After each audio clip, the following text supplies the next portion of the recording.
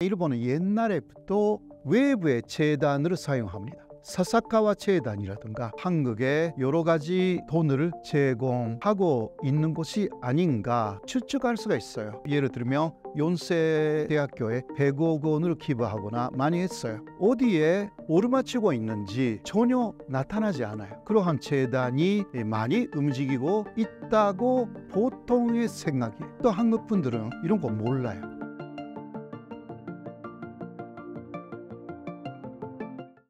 뉴라이트의 활동이 개인간이 아니라 정치적 사회적 문제가 있어서 국내외에 초래하는 문제는 무엇인가요? 그래서 그 사람들의 목적은 교육을 바꾸겠다라는 데 하나 있습니다.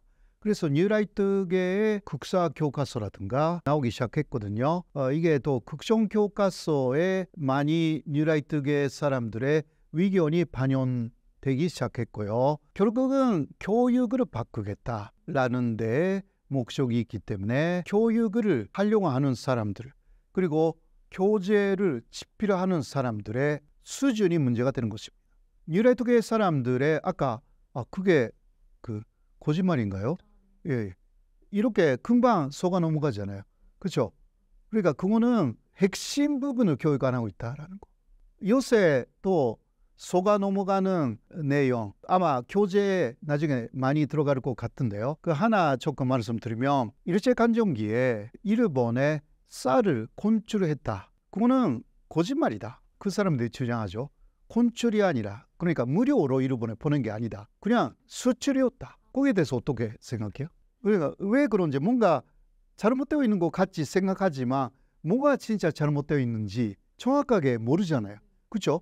그 교육이 없으니까. 자, 이거 쉽게 말하면 이런 거예요. 앞으로 또 연구는 필요하지만 간단하게 말씀드릴게요. 그때 곤출을 하기 위한 사람들이 이쪽에 있었고, 그렇죠? 그쪽에서 쌀을 받는 일본인들이 있었고 이런 거잖아요. 자, 한국 안에서 쌀을 직접적으로 물론 한국인들한테 쌀을 받아가지고 그것을 배에 싣고 일본에 넘겨주는 사람들 있잖아요. 그 사람들은 한국 사람이었을까 일본인이었을까? 이 부분이 아무도 말을 안 해. 일본 사람들이었어. 그 작업을 하는 마지막 작업을 하는 사람들은 일본인이었어요. 그 사람들은 한국에 살고 있는 일본 사람들. 그 사람들은 벌어야 되지 않겠어요? 어느 정도. 그렇죠? 그러니까 싸게 내놔도 그 사람들도 이익이 있어야 여기서 살 수가 있으니까 이게 무역산대로 나타나는 것 뿐이에요. 한국 사람한테는 다 그냥 가져왔어. 네, 여기서 일본인들이 일본으로 수출 개념으로 그래도 너무 싸게 10분의 1이나 20분의 1이나 그렇게 하는 거예요. 그러나 대량으로 보내니까 이러다 이쪽에 한국에 있는 일본인들도 포리가 생기는 거예요. 그렇게 해서 그런 사람들은 벌었어요. 그 대표적인 데가 익산이에요. 익산에는 그러한 작업을 하는 일본인들이 10,000명 정도 있었습니다. 이거는 역사적인 사실이고요. 그 10,000명 정도의 사람들이 이제 일본이 패전이 돼가지고 일본으로 돌아가야 된다고 하니까 그 사람들이 이쪽에 재산이 많으니까 다시 미 군종이 일당 그 권력을 잡았잖아요. 미 군종에게 부탁을 합니다. 우리 여기에서 그 일본인이지만 한국 사람으로 기화를 하겠다. 그래도 미 군종에 안 된다 라고 한 거예요. 그런데 그 사람들 중 몇 사람은 남았을 가능성도 있죠. 여러 가지 방법을 써서. 왜냐하면 굉장한 재산이 있는데 그때 미 군종에 명령 뭐냐, 1,000엔만 갖고 나가라. 1,000엔은 200만 원이거든요. 다른 집이라든가 재산이라든가 모두 두고 가라. 일본에 가면요 핀토르토리 되는 일본인들이 많았어요. 그런 사람들이 이쪽에 왔으니까 단시. 그러니까 여기서 살고 싶지. 그 경우는 어떤 손으로 쏘더라도 여기에 남았을 사람들도 있었을 것이다. 왜냐하면 거기 호적 같은 거 바꾸는 게 아무것도 아니었어요. 그리고 그것을 해주는 사람들이 탄씨는 일제강점기에 있었던 일본인 공무원들이었어요. 이쪽에.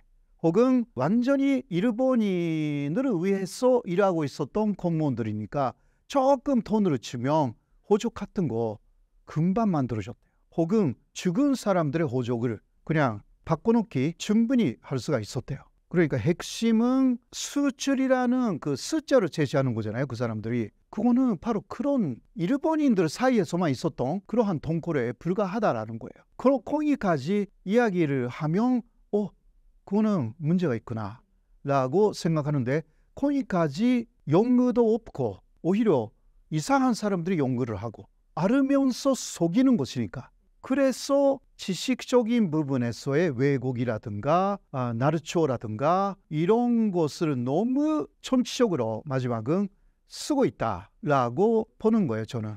한국의 뉴라이트 활동을 일본 정부가 실제로 지원이 있기 때문에 이러한 활동이 가능한 건가요?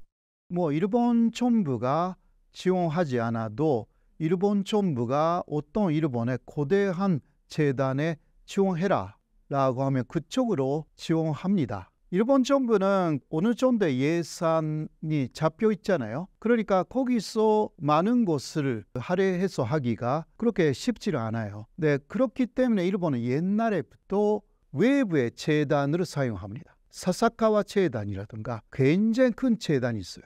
그런 재단이 앞장서서 한국에 여러 가지 돈을 제공하고 있는 곳이 아닌가라고 추측할 수가 있어요. 왜냐하면 그 재단은 1990년대는 예를 들면 연세 대학교에 100억 원을 기부하거나 많이 했어요. 그러나 너무 알려져가지고 이제 비밀리에 활동을 합니다. 어디에 오르막치고 있는지 전혀 나타나지 않아요. 그래도 활동을 그만둔 게 아니거든. 그래서 그러한 재단이 많이 움직이고 있다고 보는 것이 보통의 생각이에요. 그래서 제가 일본에서 왔고 일본도 연구하기 때문에 이런 것을 많이 알고 있잖아요. 그러나 보통 한국 분들은 이런 거 몰라요. 한국 안에 그런 재단이 없으니까. 그렇죠. 한국 안에서의 재단하고 재단은 거의 한국 정부가 관련이 되어 있는 재단이 많습니다. 그러니까 한계가 있어요. 한국 정부의 성격이 바뀌면 더 바뀌어요. 지원하지 않게 되거나 또 다른 곳을 지원하게 되죠. 그런데 일본은 옛날에부터 민간의 그러한 극우가 오히려 일본 정부 이상의 힘을 갖고 왔어요. 이것을 알고 있어야 합니다. 그러니까 미국에서도 사사카와 평화재단이라고 있거든요. 미국 사람들을 엄청나게 로비하는 재단이에요.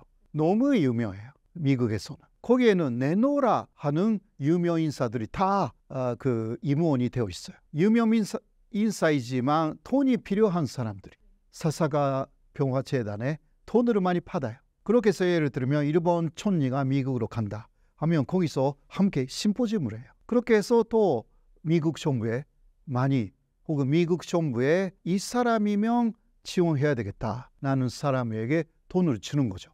뒤에서 표면적으로 주지 않고. 뉴라이트 문제를 대하는 한국 정부의 문제점은 무엇인가요? 아무래도 한국 정부는 5년밖에 없잖아요. 그래서 일본의 그쪽에서는 5년만으로는 할 수가 없다고 생각하고 있었을 거예요. 그러니까 이명박 시대를 시작으로 해가지고 몇 대로 완성시키려고 가능성이 있습니다. 충분히. 지금 그것이 많이 드러났어요. 어떤 면에서는. 한국 정부 인사들도 새로운 정권이 됐는데 이미 많이 진행되고 있네. 그런 식으로 느꼈을 사람들도 많을 거예요. 앞에 정권에서 물론 같은 포스라든가 진보이면 다른 계열로. 근데 그런 같은 계열로 작업이 있었기 때문이죠. 여기는 교내로는 3대째이기 때문에 굉장히 많이 진행되고 있는 거죠. 윤석열 대통령은 들어왔더니 많이 만들어져 있네. 그런 거 아닐까 생각을 해요. 그리고 한미를 건조하기 위해서는 일본을 너무 적대시하면 안 되는 거 아니냐. 이 정도로 결국은 뉴라이트를 수용하는 거죠. 역사관이 없으면 이런 거죠. 지금은 대공산주의에 대해서 싸워야 된다. 그러니까 공산 전체주의 세력하고 싸워야 된다. 이런 식으로 대통령도 계속 말하잖아요. 그러니까 공산주의는 세계에서 거의 사라졌는데 계속 공산주의를 말해요. 그거는 일본의 극우의 생존 전략하고 똑같은 이야기를 하는 거예요. 그쪽에 영향이 없다고 할 수가 없다. 이런 부분이죠. 그렇다면 뉴라이트에 대한 교수님의 의견과 해결 방안은 무엇인가요? 먼저 한국 전체가 교육적으로도 한국의 전체성에 대해서 좀 더 잘 알아야 되고, 그리고 뉴라이트가 말하고 있는 것을 그냥 그런 게 있었구나가 아니라 그게 문제가 있을 것이다 라고 먼저 보고 조금 깊이 연구하는 분들이 많이 나타나야 된다. 그러면 금방 알 수가 있는 거짓말들이 많아요. 아까도 이야기했잖아요. 노예 상태에 놓여져 있는 한국이에요. 이게 카이로 선언에 있는 거예요. 일제강점기를 서양에서는 쭉 보면서 한국은 일본의 노예다 라고 생각하고 있었기 때문에 그것이 나와가지고 노예 상태에 놓여져 있는 한국을 적당한 시기에 해방하여서 독립시킨다. 이게 한국 특별조항이에요. 그래서 한국이 그 약속대로 독립되었습니다. 그것을 일본도 포츠담 선언에 카이로 선언이 흡수되었기 때문에 그 포츠담 선언을 수용하여서 무조건 항복하고, 또 이것이 항복 문서에도 포츠담 선언의 내용이 들어갑니다. 그러니까 일본이 수용한 것은 포츠담 선언을 통해서 한국이 노예 상태였다라는 것도 정확하게 일본은 수용한 것입니다. 그러니까 이제 와서 그 일본 지배가 좋은 지배였다, 대한제국보다 일제강점기가 더 행복했을 수가 있다라든가 그런 말이 나올 수가 없는 거예요. 그거는 노예 요소의 행복을 말하고 있는 거예요. 미국 사람들이 흑인들을 많이 데려갔어요. 미국으로. 그렇죠? 그런 사람들은 일단 미국 국적자가 됐어요. 그렇죠? 그래도 노예였어요. 어떤 권리도 없었어요. 그러니까 노예가 주인의 말을 고역하면 그냥 매질을 다 했잖아요. 어떤 권리도 없어요. 그때는 그냥 미국 국적자예요. 현식상으로는 부유한 집에서 살았던 그러한 흑인 노예이면 좋은 것도 먹었죠. 그게 행복이라고 한다면 그거는 노예의 근성이라고 할 수밖에 없어요. 그런 식으로 지금 말하고 있는 게 뉴라이트의 일부 사람들이라고. 당시에 노예 요소의 행복이 괜찮은 것이었다. 이게 문제가 되는 거죠. 그러한 교육 조금 많이 해야 돼요. 지금까지는 조금 감정적인 교육, 그러니까 스타르탕하고 그러면 스타르탕했다라는 그 사실까지는 가르쳐야 되고 또 수치적으로 나오잖아요. 그런 것은 가르쳐도 되는데 그 다음 감정적으로, 그러니까 나쁜 놈들이다 라는 것이 간주가 되잖아요. 네, 학생들에게 남는 게 바로 그 감정적인 부분이 많이 남는 것인데, 그렇지 않고 좀 더 객관적인 세계에서는 어떻게 보고 있었는가 라는 내용이라든가 그런 곳으로 앞으로 역사를 배우는 이유는 역사에서 안 좋았던 것을 개선하기 위해서니까, 혹은 좋았던 것은 그대로 개선하기 위해서니까, 그러기 위해서는 역사 교육이 입체적으로 발전되어야 된다. 그러면 뉴라이트는 금방 극복할 수가 있다고 저는 생각합니다.